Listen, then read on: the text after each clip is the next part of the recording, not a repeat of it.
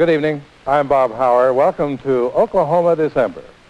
Tonight, the Oil in Oklahoma series continues, and you'll be seeing some of the most fascinating events in the history of Oklahoma. You see actual film of the wildest oil well of them all, the Mary Sudik. You'll hear the words of Governor E.W. Marland as he explains circumstances leading up to oil derricks surrounding our state capital. This and more as we present the last of the boom towns, Oklahoma City and Seminole, tonight on Oklahoma December.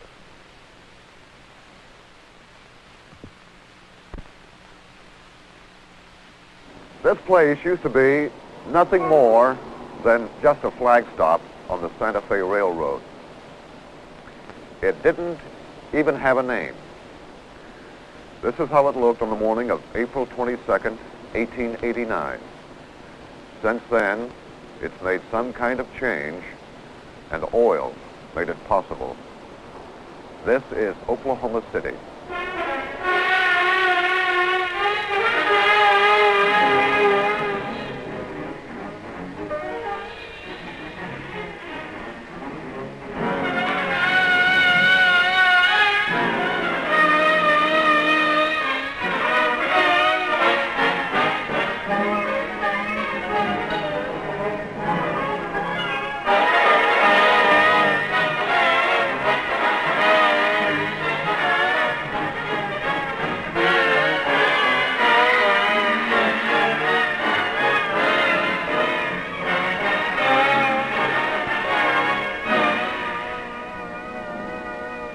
The founding of Oklahoma's largest city actually began about 30 miles north of its present location.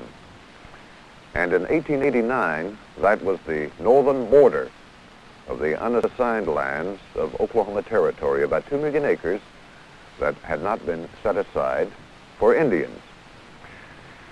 Benjamin Harrison had been President of the United States only 3 weeks when he signed a proclamation opening up all of the unassigned lands under the provisions of the country's homestead laws, which were quite simple: 160 acres free to anybody willing to work them. And by April that year, thousands had signed up for Oklahoma's first great land run. On April 22nd, 1889, there were 50,000 of them on the northern border, stretched out for miles on either side. And they had got there by just about every imaginable means, some on horseback buckboard, some came by train, one man on a bicycle. He would use that in the run. Never before, probably, at least since the California Gold Rush, had so many people come together with one purpose in mind: to improve their way of life, their standard of living. The people who gathered that day represented just about every state in the Union. Now, the odds that they would improve their lives were good, but of course there were those who wanted even better odds, who wanted to sneak in the territory early and claim the choicest land. Now, to prevent that, the Army set up perimeters, but some got in anyway, thus the nickname Sooners. The starting signal, Army bugles all along the lines. That happened at noon, April 22nd, 1889.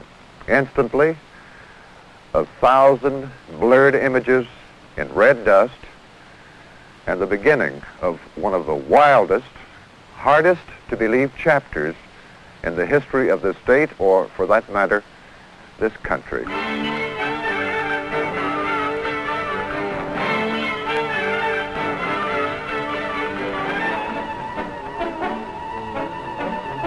By sunset, it was over. The land had all been staked. Hundreds of tents had sprung up over the once barren western prairies. Where only a few hours earlier stood nothing, there were now towns like Stillwater, Guthrie, Oklahoma City. In Oklahoma City, which had been the target spot for more than 10,000 land runners, the Sooners were trying to sell their claims to newcomers for as much as $200. Ambitious merchants had already opened shop by spreading their products on the bare ground. Oklahoma City was off to a booming, if somewhat chaotic start. And one place that had a lot of both chaos and boom was the post office. This is how it quaintly looked right before the run. People picked up mail and newspapers addressed simply to Oklahoma Indian Territory. But finding mail was easier than finding water.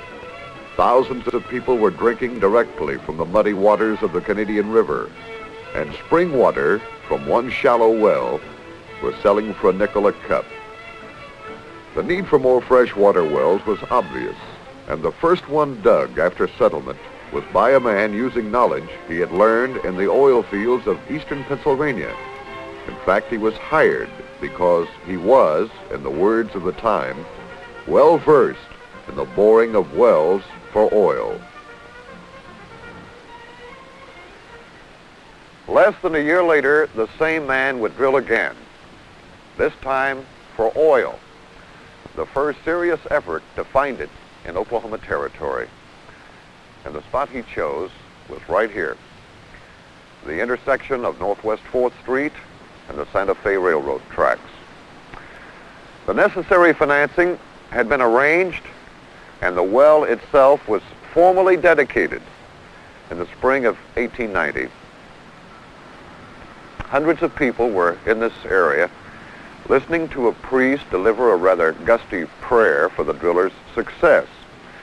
The ceremony over, most of the people adjourned to a nearby clump of trees for a picnic, complete with everything, including plenty of illegal liquor. And the legend has it that most of the men got so drunk that they had to be hauled home in buckboards. In any event, the well struck about 4 months later. Not oil, but water. Yet, considering Oklahoma City's needs at the time, that was probably preferable. The population of this town in the spring of 1890 was 12,000. And even though the first effort failed, at least in intent, it nevertheless created the fever for oil, and a lot of people caught it.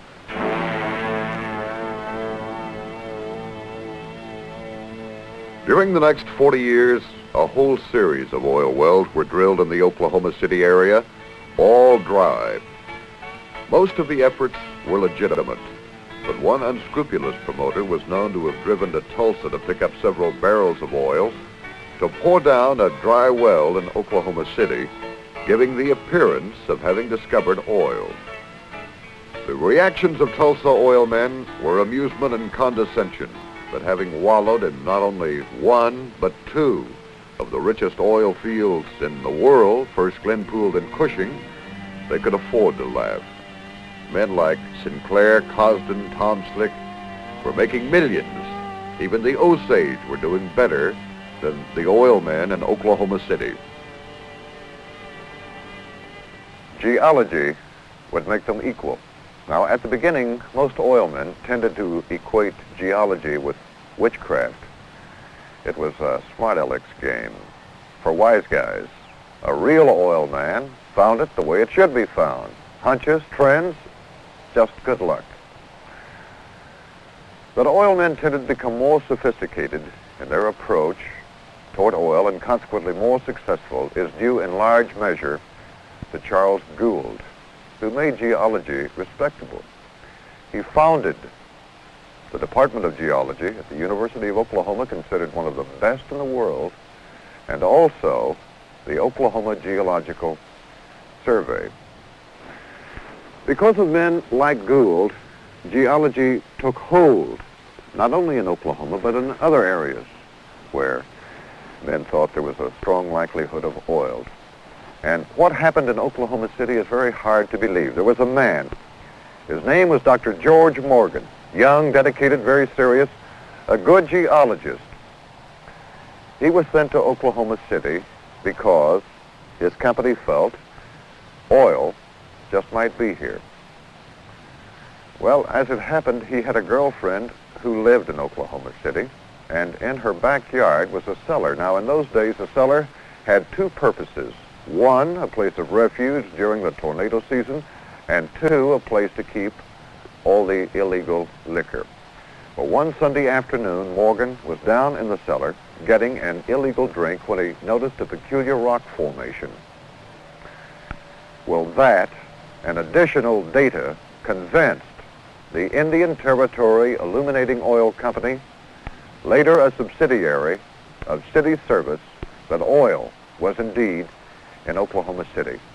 And they wanted to lease all the land they could. Everybody thought they were making a huge mistake, but so convinced was City Service that Oklahoma City was a likely source of oil that it sent down its top land expert, Homer Keegan.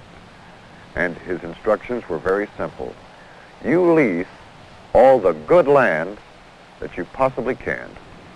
Well, what did you think when the company said, go out, said, Mr. Keegan, I want you to go out and buy those leases? What did you think? Well, it's just another day's work. And of course, that's part of the work. We just assigned me to that area, told me what to do, and I wanted to hurry up and get it over with. I worked day and night so I could get out of there and get back over in the area where I thought would be more profitable for the company. Was it difficult buying leases from these people? No, it was easy. I had to explain it to them because they didn't want to know what a gas lease was, but it wasn't difficult. It was easy to buy.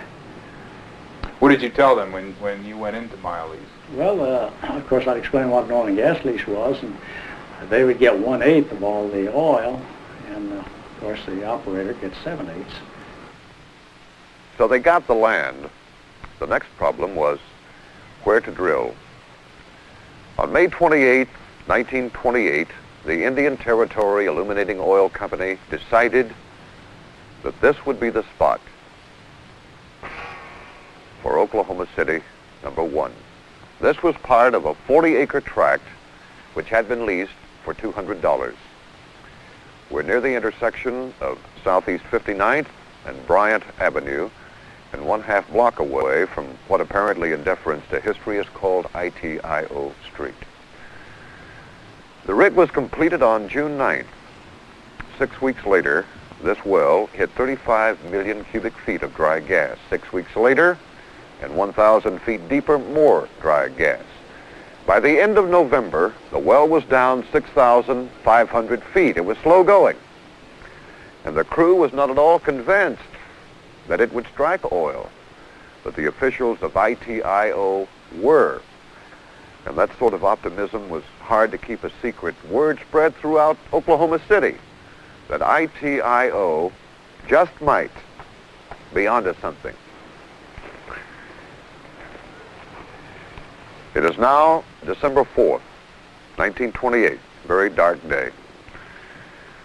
Clouds indicated probable thunderstorms, and a crowd which had gathered here hoping to see oil discovered for the first time, fearful of rain, began to thin out.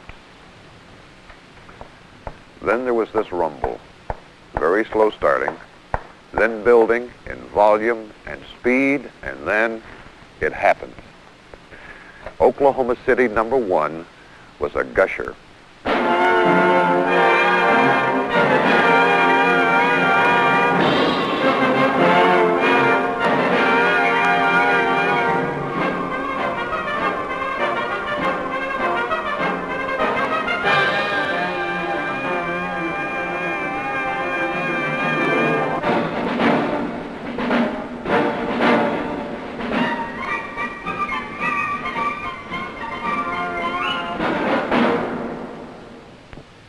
When you were drilling that well, did you ever think that the Oklahoma City #1 would be the tremendous gusher that it was?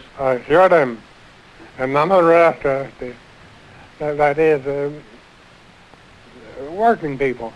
The geological department had great faith in it, had more faith than we did. But we kind of wrote it off, most our department, and it was a great surprise to us, tremendous surprise.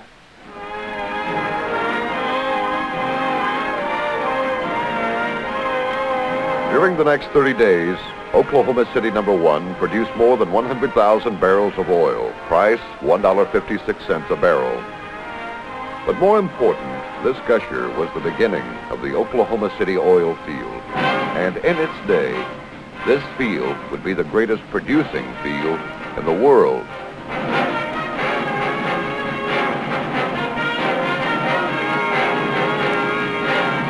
Tulsa oilmen would thereafter laugh not quite so much. For Oklahoma City number 1 would be followed by derrick after derrick that would rearrange the Oklahoma City skyline.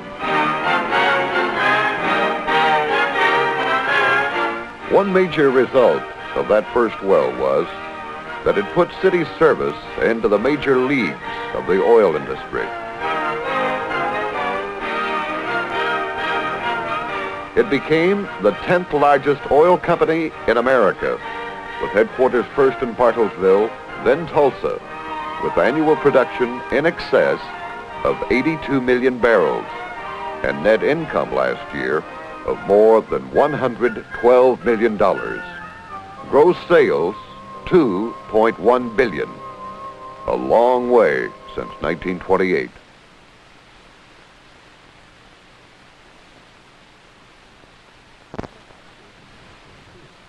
About 2.5 years before the first oil well was discovered in Oklahoma City, there was another great boom about 50 miles southeast of Oklahoma City, and that's where we are now, on the edge of Seminole. And it was here that there would be the last great Oklahoma oil boom that began with Glenpool and Cushing.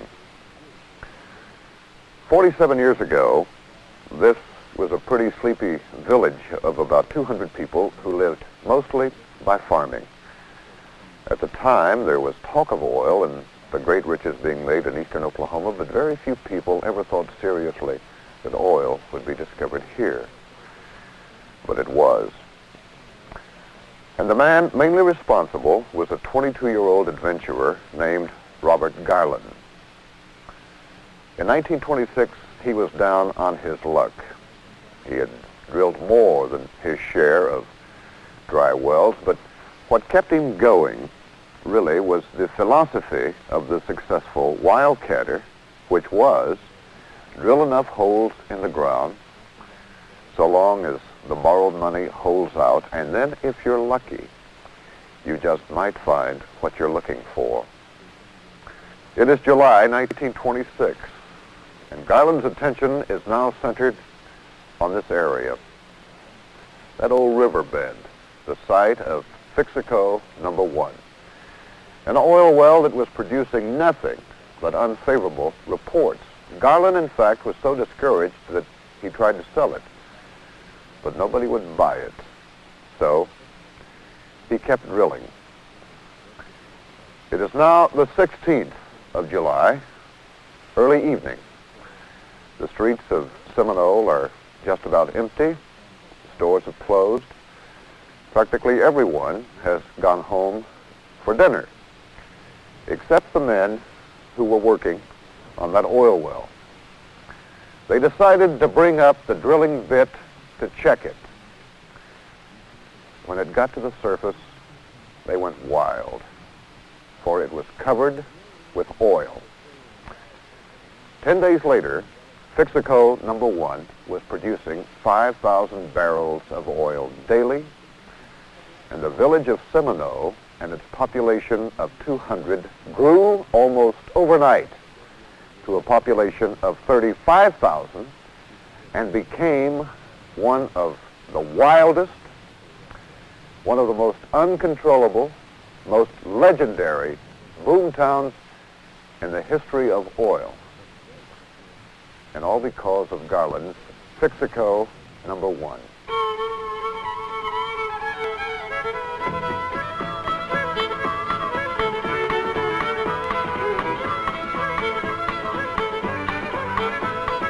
And not only were the people rushing towards Seminole, but also to adjacent towns like Cromwell.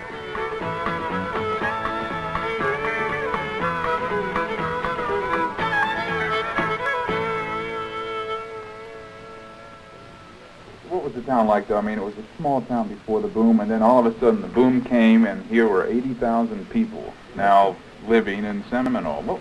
How did the city handle that many people? Oh, the tents pitched every place, in the alleys, up and down the streets. We had tent houses that, for a member, probably paid 25 cents for a cot a night, cot houses and tent houses.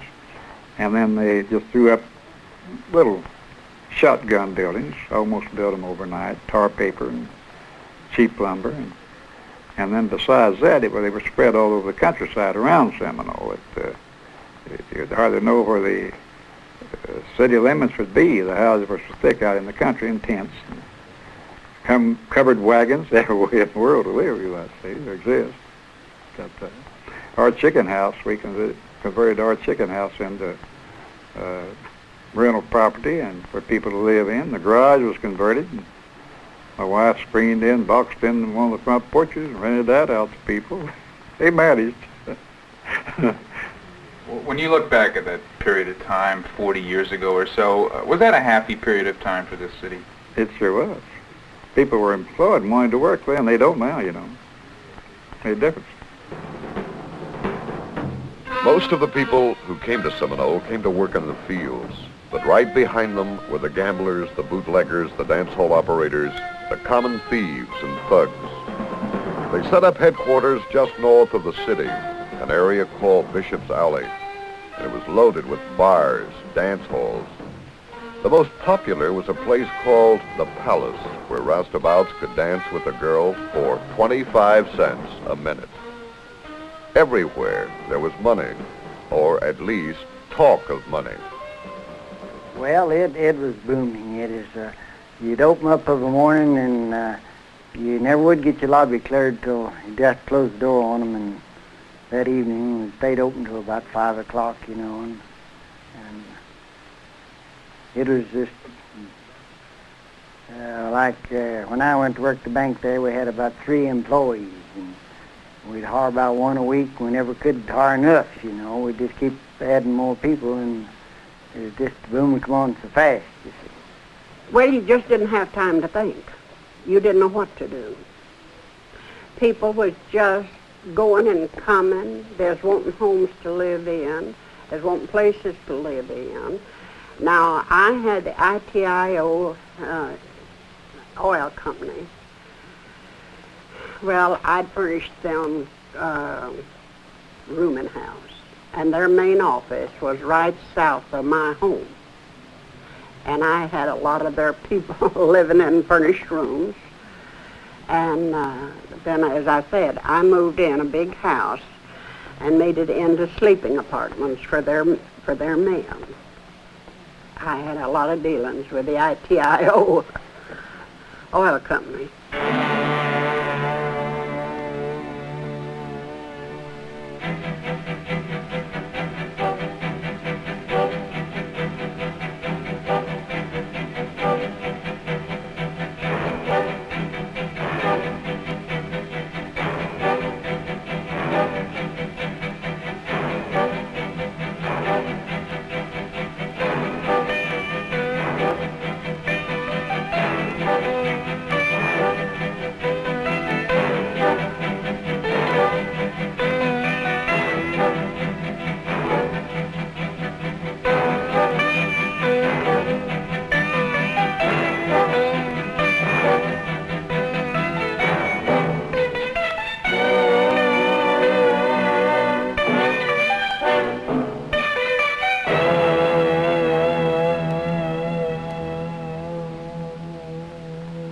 Seminole had other problems besides fires in the oil fields.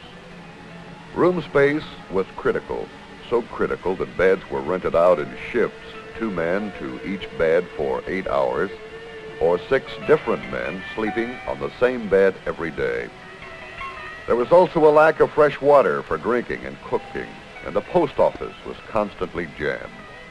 Before the boom, immediate service, now a day-long wait to pick up a single letter. Not everybody cared for what was happening in Seminole, much less for the kind of people it was bringing in. What did you think of all these oil roustabouts and other types of people coming in for this boom? Well, I tell you frankly, I was just living until I could get away. I didn't want to have anything to do with it. I didn't think I'd be here long. If I used anything out of the trunk, I put it right back. I could have put my hat on and left in 15 minutes if I'd been told that we were moving. And that, I really think that was all that held me together. Was if anyone had told me would eventually retire here, I just couldn't have believed it. You weren't very fond of Seminole at that time. No, I wasn't. I don't know anyone who was. Why? Oh, conditions were terrible. There was not enough water. Water would give out. And there was crime. There was so much crime. You were afraid to be out at night. To walk down the street was an adventure. You didn't just walk down the street. You just went along. You saw an opening. You went through that, and you just crawled along. And it was horrible. And mud.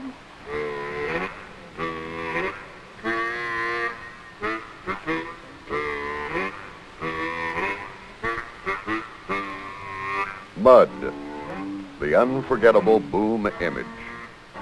When the oil came, there wasn't one paved road in Seminole. Not so bad itself, maybe. But the spring of 1927 was one of the rainiest ever, and the roads became giant obstacles of mud, so deep that horses would slip and drown right in the middle of the street. To this day, the legend persists that beneath the main street in Seminole, there was a team and a wagon buried in the mud of 1927. By September 29, Seminole was the nation's #1 high-gravity oil field. Since the first well 3 years earlier, Seminole had brought in more than $300 million, and the town had done some kind of growing up. The mud was paved over with concrete, sidewalks were built, new buildings went up in place of shanties, and electricity came in. Before the boom, Seminole's only real connection with the outside world was as a flag stop on the Rock Island Railroad. Now the town was doing more than $1 million of business a month for the railroad, more than the city of Chicago. The Seminole Post Office had set the world's record for writing money orders for one 3-month period, only to break its own record the following quarter. The oil field itself had grown from just Seminole City to become Greater Seminole, which included nearby small towns like Cromwell, Wewoka, and Bowlegs. Money was flowing freely, with the oil field payroll more than $600,000 a week. But the wild, ruckus days were over. Now a person could walk at night and live to tell about it. In time, Seminole settled into a modern industrial town. Oil is still the major industry, and Seminole is still very special, for it was the last truly great boom town in this country.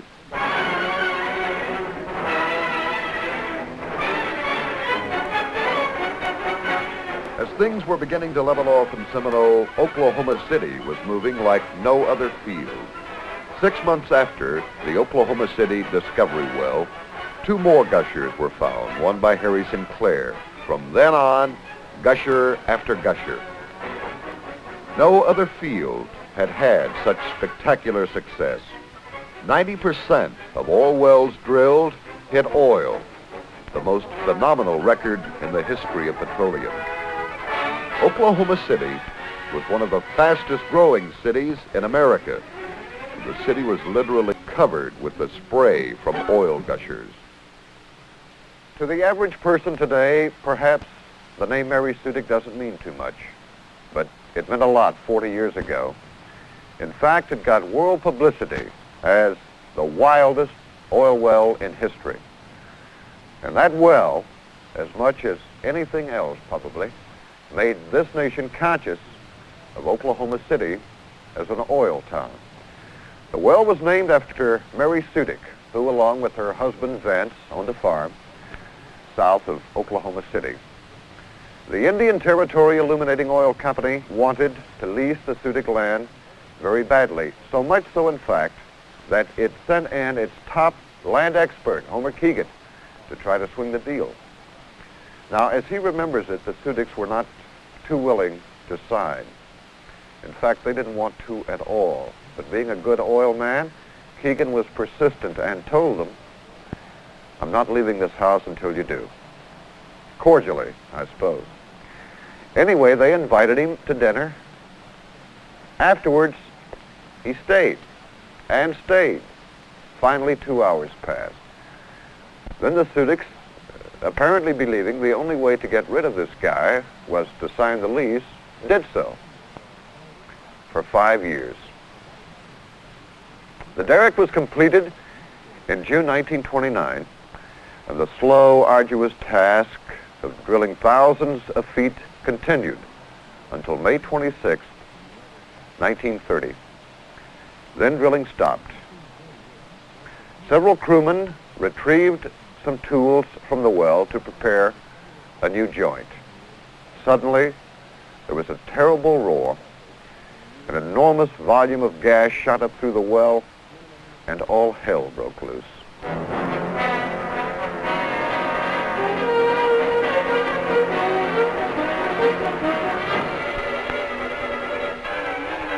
Workmen tried to stop it but couldn't, for the gas was roaring out at 2,700 pounds per square inch, enough force to lift up and blow away a 40-pound steel block. Overnight, the gas changed to a black spray that showered the countryside, covering everything in its path, all the way to Norman, 11 miles south, and some people, as far south as Purcell, would later say that they heard the first roar. The gusher was shooting 175 feet into the air, and more than 100,000 persons gathered to watch. Newspapermen were there, as well as motion picture crews, and radio broadcaster Floyd Gibbons, whose specialty was natural disasters, covered the event live for NBC. The steady roar was so great that workmen near the gusher had to stuff cotton and grease into their ears to avoid going deaf. As the well continued out of control, the crowds were pushed back, for fire was now a great hazard. So were explosions. More than 100 drilling wells were shut down as the state set up a fire zone a half-mile north of the well, and people living in homes near the Mary Sudik couldn't even light a match to start their ovens. For 5 days, workmen had tried but couldn't shut it off. On the 6th day, April 1st, the wind shifted, blowing the oil directly over Oklahoma City. The National Guard was mobilized to help police keep people out of the danger zone. But by nightfall, the Mary Sudik was under control, and exhausted work crews rested easy for the first time in 6 days. But during the night, the master gate began to leak. By morning, oil and gas were shooting out in several directions, and that afternoon, the Mary Sudik was wild again.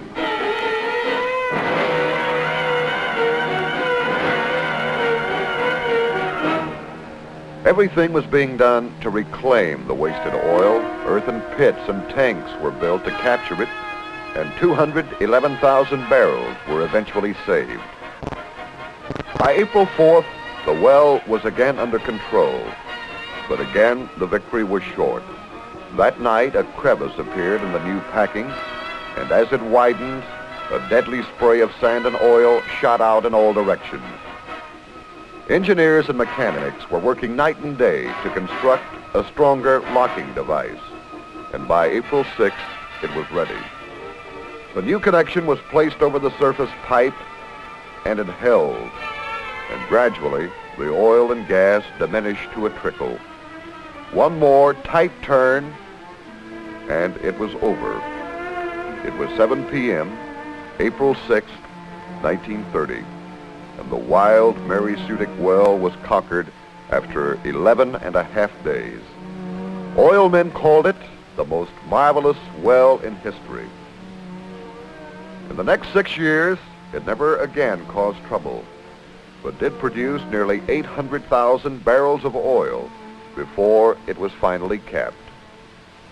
By now, the United States was in the midst of a Great Depression. It was difficult everywhere, but less so for Oklahoma City. And the reason was oil. And the symbol of oil was the Mary Sudik.